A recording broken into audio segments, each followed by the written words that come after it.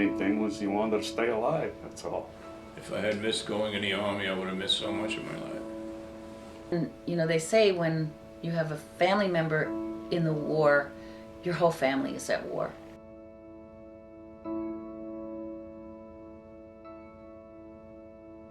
My name is Joe Borgaro. I went into the Army as a buck private, and I became a private first class, which isn't very much higher, but it was a few bucks a month more. My serial number was RA 422-65986. I'll remember that number for the rest of my life. I was in the U.S. Army, 6th Infantry Division. I was there I was in the Army in 1946 and 47. I had my basic training in the United States, and then I was sent to Korea in 1946. I was 18 when I went in the Army. I was 20 when I was discharged. I was in the MPs when I was in Korea, which was a good job considering the boring life of an occupation army. There wasn't much to do or much to see, any place to go really, so being an MP gave me some freedom to go to other towns and other bases. I grew up during World War II, and most everybody my age, or I should say a year or two older than me, had served in the military, fighting the Japanese and the Nazis.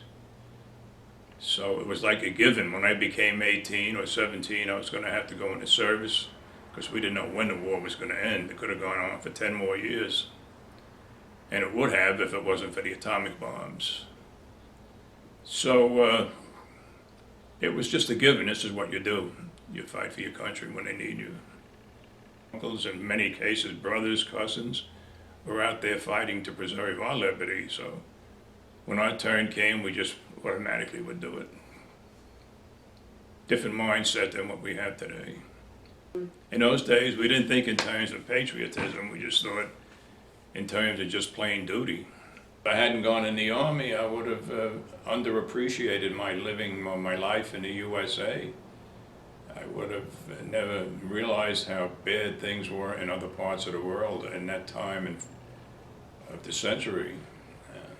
Korea was devastated. The people were not too friendly, but they were not dangerous either. It was kind of a very walking on eggs kind of an atmosphere. You had to be very careful what you said, where you went. But the communist Koreans in the north instigated a lot of riots, political riots, because they wanted the communists to take over South Korea. So that was always something we had to contend with, put down riots. Food riots were also very common, because when the Japanese left after the occupation, they had been there for 40 years, I believe it was. They had devastated the entire infrastructure of South Korea. So they didn't have any manufacturing, any factories. Everything had been imported, which we, the USA, helped them do, kept them alive. And gradually they turned into be the great freedom-loving nation that they are today. Plus, I made a lot of friends, some guys all over the country. Most everybody in our unit were from different states in the Union, and we all integrated and had a great time. It was some very good times and some pretty sad times. Then I came home in 1947, and we had what they called the 52-20 Club. Any discharged GI could collect $20 a week for 52 weeks. Now, $20 a week then was like probably, I don't know, $100 a week now. So I did that, and I had been a caddy before I went in the Army, so I used to go out and caddy in the morning, come back, collect my money, and I was living like a king until my mother insisted that I go out and get a job. She said, "Well, you'll become a bum." Oh, it was an experience that I would never want to miss.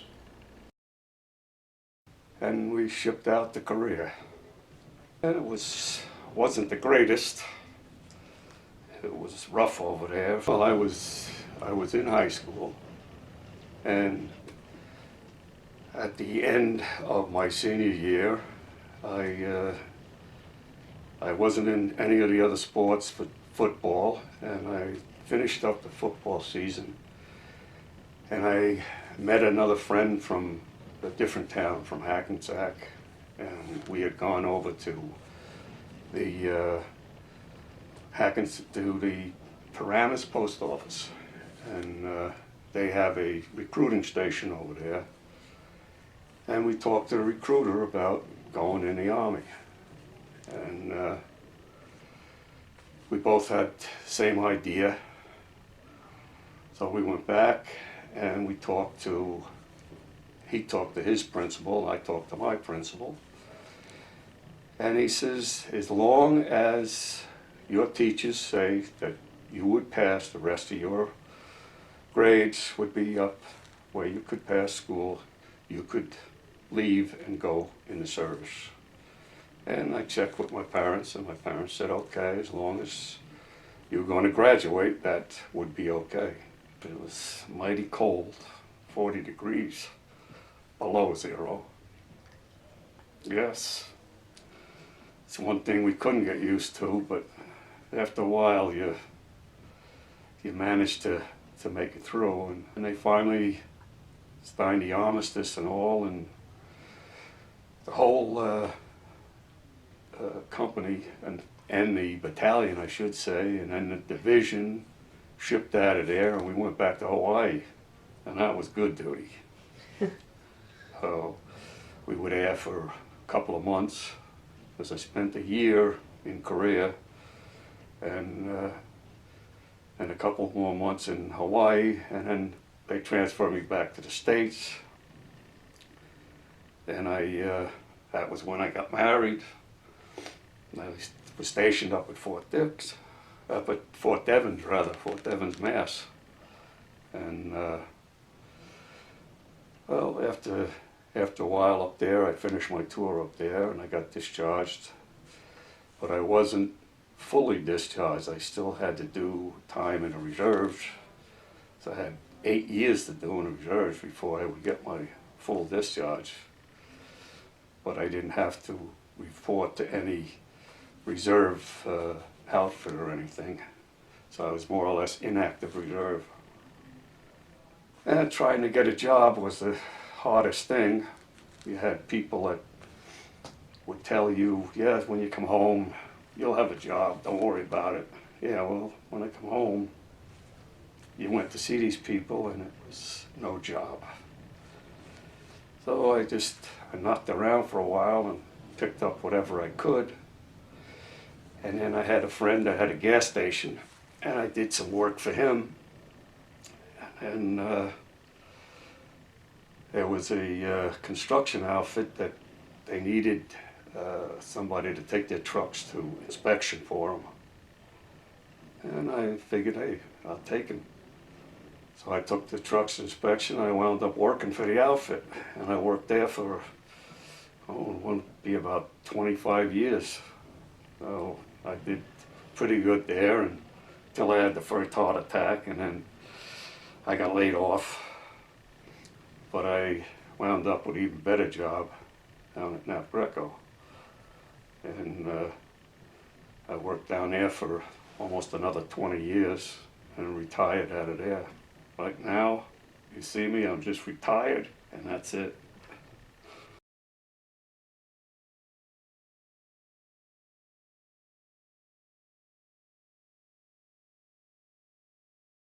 We have what they call the Wounded Warrior Program. And that Wounded Warrior Program is where we go down to Walter Reed and Bethesda. And we visit the troops. We bring down all kinds of DVD players. We have outfitted their rec room with a 52-inch flat screen TV. We got the Wii games for them. We got all the DVD players and everything. It's all for them. It's a funny thing with the TV, you have to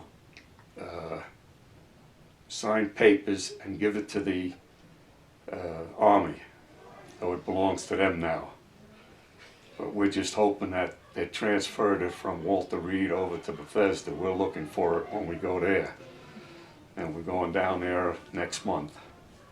And it's all kinds of t-shirts, sweatshirts, sweatpants, breakaway pants, shorts, electric shavers, and we've been writing utensils and pads and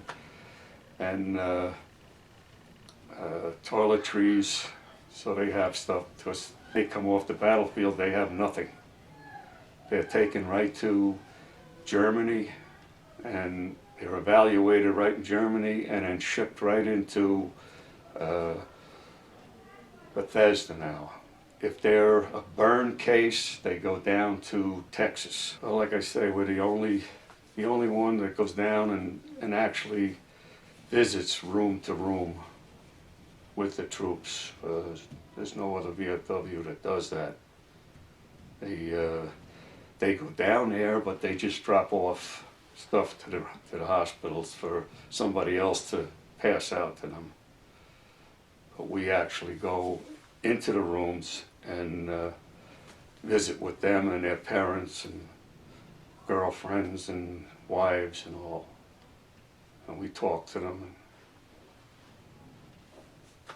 that's mainly what it is. Mother of an Army, currently a major in the Army. My son is now 30 some odd years old. He went to West Point. He graduated as an honor student from West Point.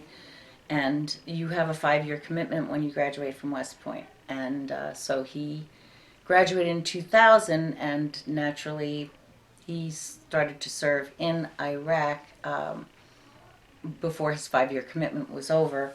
Finished his 5-year commitment, and he left the Army, actually. And he went to work for GE, and he was very successful. He was on the, I guess, the young internship program of scholar type things, and they were going to send him to London and so forth. And then one day in the mail, he was told, you have to return to the Army, because after your 5-year commitment, you have yet another 3 years where they can call you back to active duty. My son was called back to active duty. So now he's in Iraq for a second time. And at the end of that second time, he decided that he didn't want anything to do with the business world, although he was highly successful, that he wanted to stay in the Army. So he went back into the Army, quote unquote, I mean sort of back, and then he spent time doing other kinds of training, and went back. Then he went to Afghanistan last year. So that's basically his history. And you know, for a parent, it's tough because, well, for many reasons. But I was a little alarmed when he said he was going back to the Army because he was so successful outside of the Army. And he said to me, I said, why would you want to do that, especially in this time with the wars and so forth? And he said to me, you know, I just think this is what I want to do for the rest of my life. And you were a teacher, and could anybody have told you that you shouldn't be a teacher? And I said, no, you're right. Nobody can tell you what your heart is set upon and what your passion is. So when you're a mother, you can't tell your child how to live their lives. So if this is what makes him happy, and it seems to be, then that's the way it is.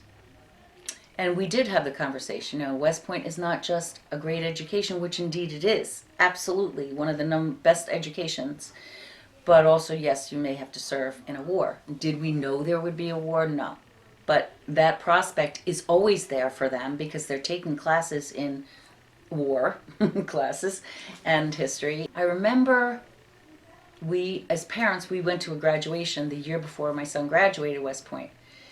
And we went to the graduation, and I remember, I think it was Secretary of State Cohen at the time said, you know, all this fanfare and all this, you know, the pomp and circumstance and so forth is beautiful, but unlike any other college, except for the other Army, you know, the military colleges, unlike any other college, when you watch your child graduate from a military school, such as West Point and Annapolis and all that, you know the possibility exists that they may go to war.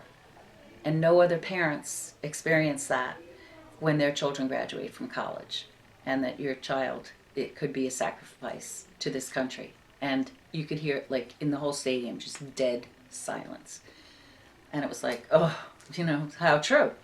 Just enjoys what he does. He likes being a leader of men, and he is that. And I think he believes in what the cause was or is where we are. So I don't mean to sound bitter, because I'm not, but it's odd, because when we first went to Iraq and my son was there, the first in 2003, the country was, the flags were out, everybody was, oh yeah, the cause and so forth. But as time went on, and now we're at war for 10 years, the only people who really seem to know there is a war are the parents of the boys and men and women that are in Iraq and Afghanistan. I think we're not the majority, and so most of America just goes on their merry way. Everybody goes to their jobs, does what they have to do, and very rarely do they remember, wait a minute, unless somebody's killed, that we are still at war. So I don't think it's like the whole nation has an awareness, a daily awareness that we are still at war. Our soldiers are still being killed in Afghanistan. Unlike maybe other wars, where Vietnam or World War II, or it was a national conscience, if you will. I think it's on the back burner for most families, but the families of the men and women serving, like myself and my daughter-in-law and my grandchildren, it's hard on them, and it's been hard on them. I was in Colorado. I was with my daughter-in-law, that's my son's wife. We were in Colorado, and I was flying back to New Jersey, and I picked up the New York Times, and he was quoted in the New York Times about what he was doing over there. And that's probably more information than I found out in the whole time he was there, which was probably 5 months. So he went over, I think, in July, and this was November. So I learned more from that New York Times article than I did from him while he was there. And I know there are a million things he would never tell me, ever, because I'm his mother, which is good, fine with me. I'm sure there are many things I'd never want to know, as to what happened, what goes on over there. But we communicated by email very infrequently, because he was in charge of troops. He was commanding troops in Afghanistan, and they were moving a lot. So there were no phone calls. So it was hard that way, but easier than many other generations have had it. But it's tough on the parents too, because you're not the first line. Like when your child's growing up, you're the first person to know anything's going on with them. But when you are the parent and your son is, a man and has a wife and 2 children, the wife knows everything first, and then you kind of know things secondly. So it's a little different that way. It's a little harder in that respect, but it's tough. It's tough. But he's doing what he wants to do in life, and we're just happy that right now he's not over there. He's home in this country, and that's good. But